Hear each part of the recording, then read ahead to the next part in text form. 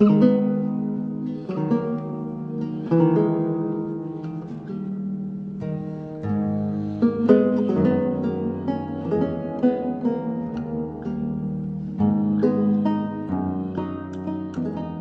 légende dit qu'au 7e siècle, en ces lieux proches d'Aubusson d'Auvergne, vivait un ermite.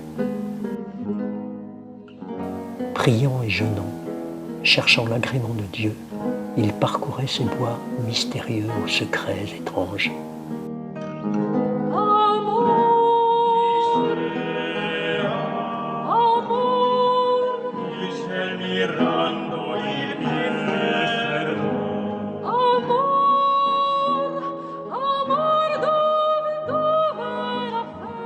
Alors que son attention était vive, la Vierge Marie lui apparut.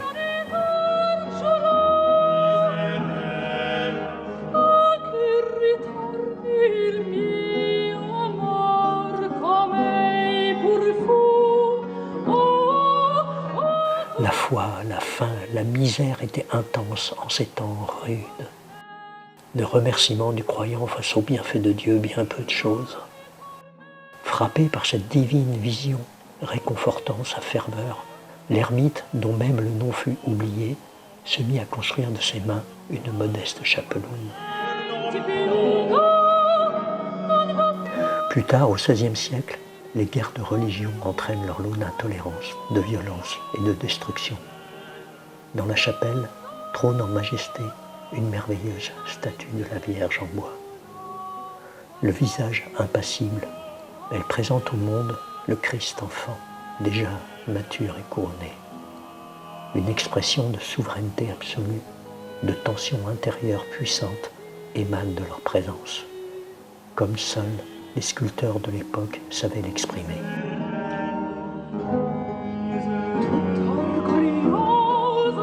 La statue est enlevée, enterrée, cachée, dit-on, sous un buisson d'épines pour échapper aux profanations.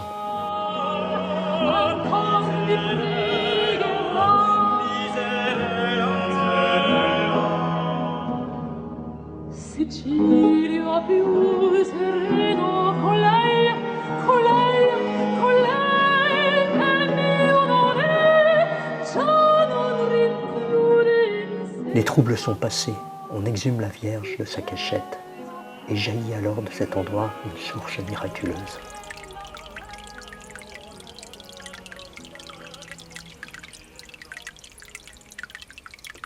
Celle-ci, dit-on, a des valeurs curatives, plus particulièrement pour les maladies oculaires et celles de la peau.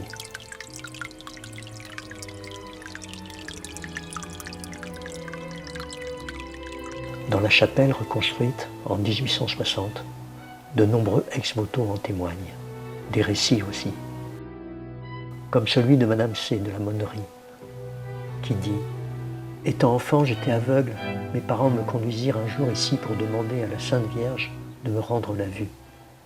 Je me souviens que monsieur le curé d'alors, monsieur Guérinon, me prit, me souleva et m'éleva à bout de bras, de façon à ce que je puisse toucher la statue placée dans la niche au-dessus de l'autel.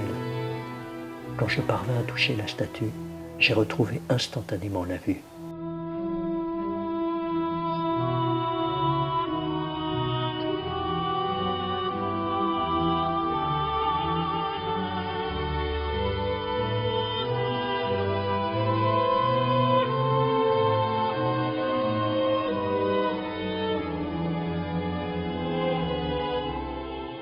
Deux statues de bois magnifiques étaient honorées dans ce qui était l'église et le pôle spirituel des hameaux environnants.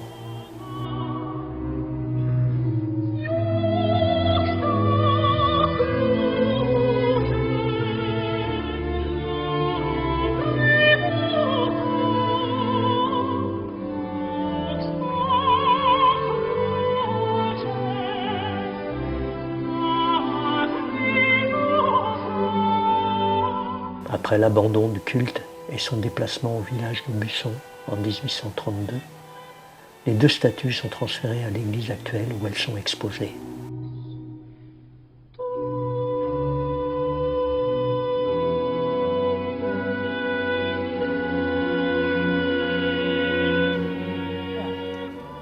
On ne sait plus très bien laquelle des deux statues est celle qui fait le sujet de cette légende.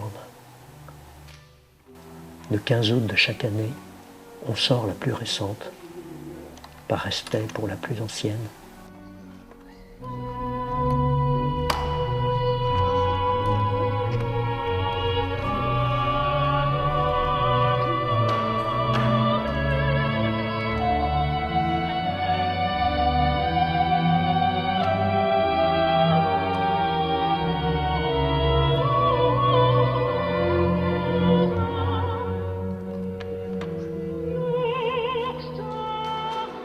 Et une procession la ramène symboliquement à son lieu d'origine et ranime dans le cœur des fidèles la mémoire de ses souvenirs.